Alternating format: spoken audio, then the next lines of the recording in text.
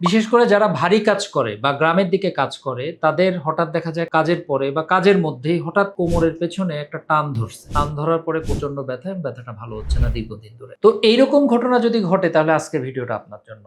আমি আসলে বোঝানোর চেষ্টা করব যে এইটা কি ধরনের ব্যথা এবং এটির কারণে কোমরে কি কি প্রবলেম হতে পারে। তো দেখুন, আমরা যখন কাজ করতে যেয়ে আমাদের যে কোমরের যে নর্মাল স্ট্রাকচার আছে সেই স্ট্রাকচারের মধ্যে কাজ করতে করতে যখন কোনো ভারী কাজ করে ফেলি বা হঠাৎ করে যদি আমাদের কোমরের মাংসপেশিতে টান লাগে তাহলে কি হতে পারে? তাহলে যেটি হয়, কোমরের মাংসপেশিতে এক ধরনের মাইক্রো টিয়ার বা ভিতরে ফাইবার গুলো কিছু কিছু ছিঁড়ে যায়। আবার কি হতে পারে, অতিরিক্ত ভারী জিনিস তুলতে গেলে কোমরের যে ডিস্ক আছে সেই ডিস্কটাও কোলাপস হতে পারে। তো এই ধরনের প্রবলেমের ক্ষেত্রে কি হয়, এই ধরনের প্রবলেমের ক্ষেত্রে এই ব্যথাটা কিন্তু চিকিৎসা ছাড়া একা একা ভালো হবে না। অর্থাৎ ডেফিনেটলি এই ধরনের মাংসপেশিতে যদি টান লাগে বা ডিস্কে যদি কোনো প্রবলেম হয়ে যায়, ডেফিনেটলি আপনাকে একটা চিকিৎসা নিতে হবে। কিন্তু এসব ক্ষেত্রে কি হয়, তারা বেশিরভাগ গ্রামের মানুষগুলো তারা তো অতটা সচেতন হয় না। তারা গ্রাম্য চিকিৎসকের কাছে যায় অথবা দেখা যায় নিজেরাই নিজের চিকিৎসা করে। অনেকে দেখা যায় তেল মালিশ করে, অনেকে আবার পুরাতন ঘি দিয়ে মালিশ করে, অনেকে আবার বিভিন্ন ধরনের ম্যাসেজ করে। এই ম্যাসেজ মালিশ এগুলো করার কারণে যে ইনজুরিটা হয়েছে